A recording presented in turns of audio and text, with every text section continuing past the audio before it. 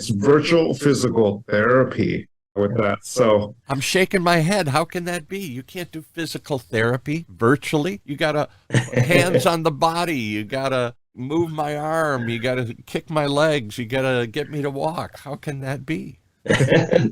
Yeah, I mean, this is definitely a big trend and change in the physical therapy landscape the last couple of years with COVID. And clinics had to shut down. A lot of them had to adopt telehealth really rapidly and increase accessibility for a lot of patients. And they've seen the benefits of it. But now it's like, hey, how do we make it better? Prior to COVID, most PTs, like you just said, didn't want to use physical therapy. They really feel like it needs to be hands-on. But now they're seeing that they can provide care without touching the patient. And it's not for every patient. There's definitely hands-on patients who need hands-on care. And there's also kind of a progression for a lot of patients as they're gaining more independence. It makes more sense that they can do remote care. Yeah. wow. How does it work? First of all, tell us about yourself and how you even got into this. Yeah, definitely. So I just graduated from University of California, Santa Cruz, and my two co-founders and I have been working together for the last several years. We have kind of skills in virtual reality, biomechanics, robotics, sensor fusion. And so with a lot of our prior work and just some building up those skill sets, we received a National Science Foundation Small Business Innovation Research Grant, which is basically a grant that helps students and entrepreneurs understand the needs of their potential customers. So we had a year to conduct as many interviews as we could. We've interviewed over 200 physical therapists in a variety of settings. Okay, yeah. So it was really just wasn't to pitch them anything. It wasn't to tell them what we were working on. It was to understand what their biggest needs are. And it was 2020, and the biggest need was telehealth. So then a year later, we went back and conducted interviews again, and it's still telehealth. And physical therapists want to adopt this hybrid model of care of providing hands-on in-person care when it needs to be and moving some patients remotely. It helps increase accessibility because a lot of patients have a hard time taking off time from work 2 or 3 times per week, getting child care, elder care. Some people don't drive. Some people can't drive. It might be in an urban medical desert or a rural medical desert. There's a variety of reasons. And because of that, the big problem in physical therapy clinics are no-show rates. So a lot of times patients don't show up to their appointment. That's lost revenue. So if you can increase that accessibility, you're one, helping the patient, but two, you're also driving the bottom line at these clinics. So they're looking to adopt this hybrid model of care. The big issue is most of them have kind of a video conferencing platform, kind of like we are doing right now.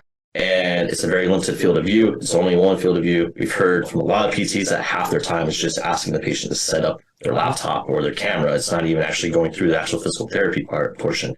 So that we understand those are big problems and what the need is. And we got to ask what metrics they need out of a telehealth platform. And that's what we're building and designing. And virtual reality fits very well into that. We can provide a 3D interactive environment where you can meet in the same virtual room. You can move around each other. You can see full body movement. You can get metrics from range of motion, strength, balance. We have a roadmap of some other metrics as well, but those are the core 3 we're starting with. And so it really provides that ability for a physical therapist to evaluate their patient remotely and monitor their progress. And again, with that hybrid model of care, the idea is instead of coming into the clinic 2 or 3 times per week, maybe you come in once every 2 weeks. You're trying to reduce the number of times you need to come in. And that should also help with extending the patient's care as well, which is another issue we've heard a lot from physical therapists. There is a lot to take in there. The term that you threw out so casually was medical desert. Oh, yes. Yeah, so one of the reasons we kind of got into this line of research in Santa Cruz is working with the Pajaro Valley and hospital, and there it is a rural medical desert, meaning patients in the vicinity have a hard time getting there, usually because of distance. There's not care provided with something more local to them. So the idea was, can we provide virtual reality experiences? And at this point, we were working on games that would help them get some recovery. And then also in medical, there are medical urban deserts, even though someone may be in an urban area, there might not be someone close to them or accessible to them, easily accessible to them. It might still be quite a trek. So we don't talk about this enough, but because we live in Southern California, one of the densest population, if not the most dense population in the United States here. 1 out of 10 people live in Southern California, roughly.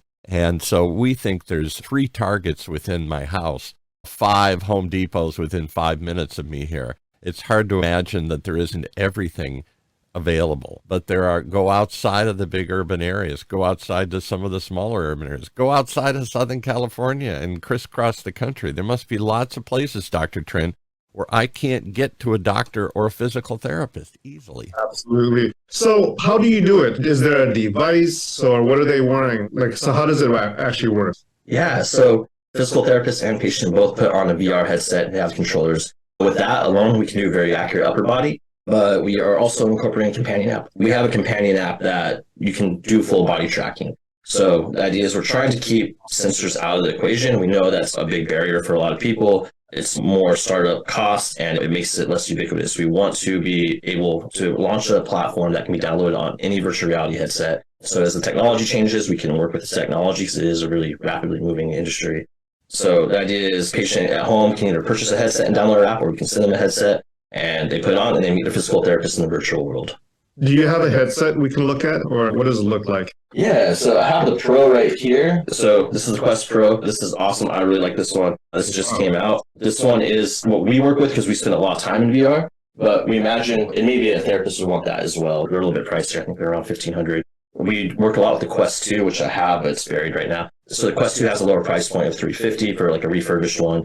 And so we imagine as the technology keeps getting better, these prices keep getting lower and the technology is improving. So we imagine the Quest 2 is priced more along the lines of where a patient would want to be. And then these are things we're kind of figuring out. So we're pre-revenue. We haven't launched yet. And these are the questions as we're doing our interviews and understanding the different kind of specialties within physical therapy and occupational therapy, what kind of hardware is needed. Do you have to wait until widespread adoption, till everybody has one of those Oculus Rifts? That's the only one I know about. You're talking about other ones here. We live in Southern California where Palmer Luckey lives, who invented the Oculus Rift and sold it to Facebook, and then moved back down here and is doing all sorts of virtual defense work now here with his company Is it Palantir? No, whatever it is. Anyway, my point is, it still isn't in everybody's home. I don't have one. I don't think my neighbor has one. I wonder how many people up and down the street have one yet. We know about them. We've seen them. But what is it that's, I don't know what's holding back widespread adoption of VR headsets, if they're too clumsy, if they're too pricey, if they're too strange. But do you have to wait until everybody has it? Because once I have one, then I'll want to use it for lots of things. Yeah, and so that makes a couple good points is right now, I think the estimates are 8% of households have them. So the adoption and growth is actually pretty rapid. And I think that you can draw comparisons to like smartphones. I wish Aviv was able to make it 6. He knows these numbers much better than I do, but I think the adoption rate is much higher than it was for a smartphone. So that's an interesting kind of take. So maybe it will happen soon as the technology gets better.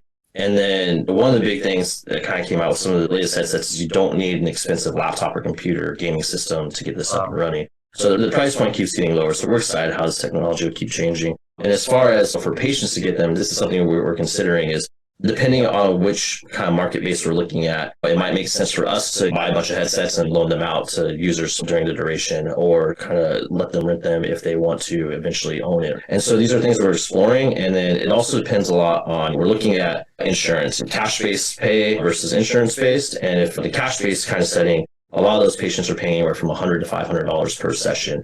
And they're paying for quality of care and they're paying for convenience. So if we can provide both those things, $350 headset wouldn't be an issue we've heard from those patients. So in that setting, they'd buy their own, adopt it as long as we can meet that criteria. But once we start getting into insurance, that is a hefty bill for others. And we want to be mindful that our goal really is to increase accessibility to care. So we know other companies out there. There's Striver VR, who does VR training for onboarding employees at Walmart and FedEx. And they have the standardization of, they have a bunch of headsets. They send them out to the new employees. They keep them for a couple of weeks. They do all their virtual reality training. They send them back in their standardizations for cleaning and testing. And that's something we can adopt as well. And I think that kind of platform, that sort of build for those patients on Medicare, Medicaid, and insurance, I think that makes a lot of sense. And that's something we're working out right now. So what do you think of that, Dr. Trinh? One of your patients, I know you don't see patients every day, but even in emergency or something, you say, you've got to go get physical therapy for this injury or this problem that you have. And, oh, you don't have a nearby clinic? Here, sign up for this company's service. And maybe they'll send you a VR headset and walk you through how to use this thing, because maybe you know or maybe you don't. And then that's how you do these sessions. And when it's done, you return the set. That sounds intriguing. What do you think of that? Yeah, I mean, what if a physical therapist can do an assessment online by looking at the patient in 3D, right? Virtually 3D, and seeing how the patient can move and their range of motion with their arms and legs. Why not? It really saves that patient from who's already debilitated and needs rehab from getting in the car, driving to the office, getting in line, waiting to get that rehab. If that rehab can be done virtually, they can just get it done at home. I'm just fascinated by the fact that you can just put on these goggles and see the therapist virtually, and the therapist can see you virtually, right?